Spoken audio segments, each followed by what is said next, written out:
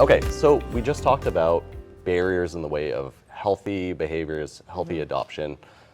What can we do to solve this? How can we get around those barriers? Yeah, and it's interesting. There's been so much research done in this realm, and time again, I know in the previous video we talked about, what gets in the way of people getting healthier, and all of that can be basically summarized by 3 words: the say-do gap.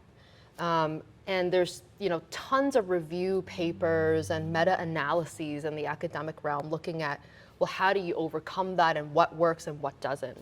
So, I took a look, and there's so many of these meta-analyses looking at studies spanning across the last 30, 40 years on healthier eating, exercising, reducing alcohol consumption, smoking cessation, reducing illicit drug use, etc. So many things. And what was really interesting to me was that time and time again, what they find is that mass media campaigns and policy changes, legislative changes, only result in small changes in behavior, and sometimes these changes are very, very short-lived. Right. And so what is needed to accompany that is a lot of support coming from healthcare providers to guide people through the process and to check in on them. Right. So it sounds like prescriptive approaches, Yeah. Legislative approaches saying do this or do this, they don't really work. And it sounds more like you need a collaborative effort between the patient or the individual who's trying to be healthier and support systems around them, including a healthcare provider. Yeah, Right. yeah, and we found that in a lot of the work that we've done with different healthcare organizations and companies. This kind of collaborative approach is what's needed, and what we've done is help these companies develop programs for healthcare providers to interact with their patients, through this process, and has a lot of behavioral interventions that I'm sure you can imagine what they are. Yeah. Goal setting, action planning. Yeah, absolutely. Yeah. And so along with that collaboration and communication, one of the basics of solving these problems is what I like to always talk about is education, right?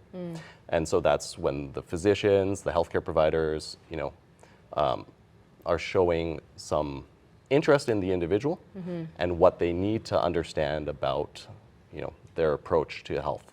Yeah. So there's some studies that show, and we'll link all the studies below for anyone who's interested in this, but there's some studies that show greater adherence to medication after treatment when the healthcare provider can actually discuss what the benefits are of this medication, right? Actually communicating and collaborating with the individual. Yeah, absolutely. And there's in some of the work that we've done as well, these kind of joint treatment plans that you can develop together with the patient have tested really well. Even down to things like pre-appointment surveys that you can send to patients ahead of time to give them a sense that their input is very necessary, has helped. So there's a lot of different ways in which you can develop this kind of co-creation process between healthcare providers and patients. Absolutely. And one of the interesting things that you mentioned about education, and of course, I feel like a lot of times in behavioral science there's kind of this assumption or misconception that you don't need education, you don't need awareness, you just need behavioral science interventions. In healthcare, that's absolutely not true.